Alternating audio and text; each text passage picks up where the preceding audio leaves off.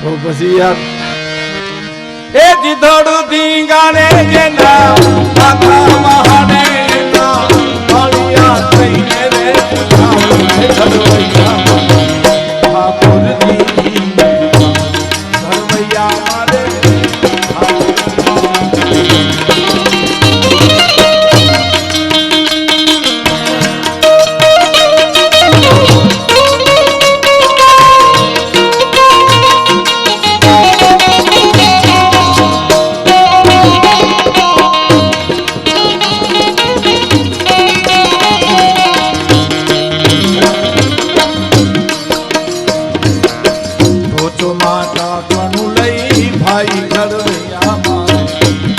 ઠાકોરજી ઘરવૈયા મારે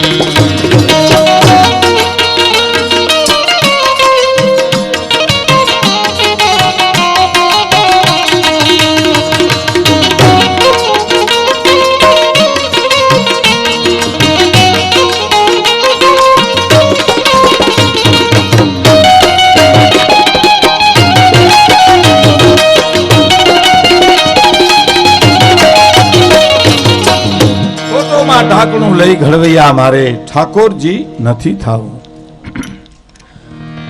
આ કવિદાદની રચના છે, ખૂબ સરસ છે, ખૂબ ગવાની પ્રાણભાઈ વ્યાસે શરૂઆતમાં ગાય. પણ શીખવો કંઈક સર કરો, કીર્તિ થમ ખોડી શકો, પણ ગામના પાદરમાં એક પણ પાળીઓ એમ ન ખોડી શકો. એમાં તો મરવું જ પડે. હે એમાં કોક મારે ને આપણા પાળિયા ન પૂજાય સાહેબ. પણ જેને સમર્પણ કર્યું છે દેશને ખાતર, સંસ્કૃતિની ખાતર. સંસ્કૃતિ એટલે શું ખબર? મને એક જણે નાગપુરમાં પ્રશ્ન કર્યો. મને ઓલા વડીલ અમારા મિત્ર મહેશભાઈ ને એને મને એક વાત કરી. હું ઓલું મેં દુઓ ગાયો હતો ને કે સોરો છે અમારી જગજૂની ગઢ જૂનો ગિરનાર, હાવદલા હેદળ પીએ જેના નમણા નર ને નાર.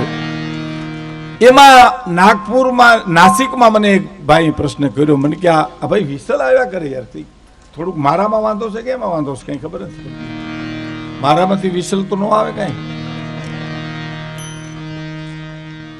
તો નાસિકમાં મને એક ભાઈ પ્રશ્ન કર્યો. આપો વોલ્યુમ આપો ખાલી. પ્રશ્ન ઘણા અમને પૂછે, અહીંથી ઉતરીએ એટલે અમને ઘણા એ સલાહ દે. આમને નામ ગાયું હતું સારું હતું, નામની નામ બોલ્યા હતું સારું હતું, પણ તો અહીં માસડે સડો જ ખબર પડે. આ ધારી એટલું હેલું નથી કાંઈ, કાનની બુટીઓ લાલ થઈ જાય છે.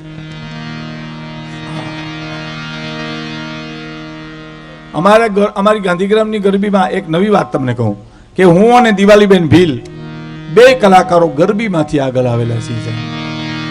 હા, દિવાલીબેન વણઝાર ચોકમાં ગરબી ગવરાવતા અને હું ગાંધીગ્રામમાં ગરબી ગવરાવતો છે. પણ અડધું જુનાગઢ ગાંધીગ્રામમાં હોય અને અડધું જુનાગઢ વણઝાર ચોકમાં હોય સાહેબ. એમાં એક જણો મને કંઈક બોલવા દો ને મેં કીધું ભાઈ અહીં ગરબો આવડે તો ગાઓ, માતાજીનો સ્તુતિ ગાઓ, પણ તમારે આમ ન હાલે.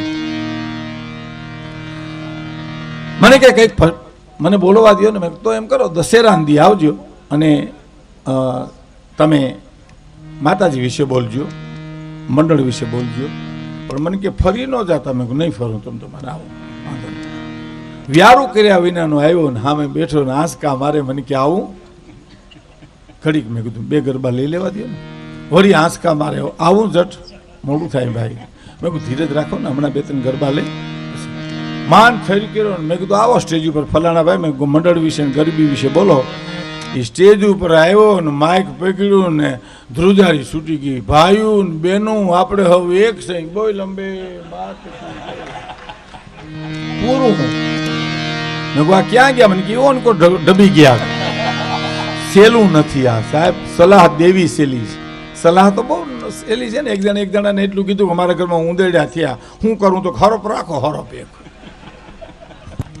એમ હરપ રાખો ને અમારે હું બસ સ્ટેન્ડ હોવા જાઉં. આવી સલાહ તો દેમાં, આવી સલાહ તો દેમાં. મેં જુનાગઢમાં એક જણાને કીધેલું, મેં કીધું મને એસિડિટી બહુ થઈ, છાતીમાં બલે છે. મને કે એનેથી તો મચ્છર મરી જાય.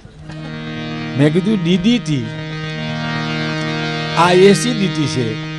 નોખા પાડી ભણના દીકરા, ઓમાં મચ્છર મરે, આમાં આપણે મરીએ. મને કે તો હશે હો. શું કરો તમે? સલાહ જ દેવી એને. હે બહુ સલાહ દી.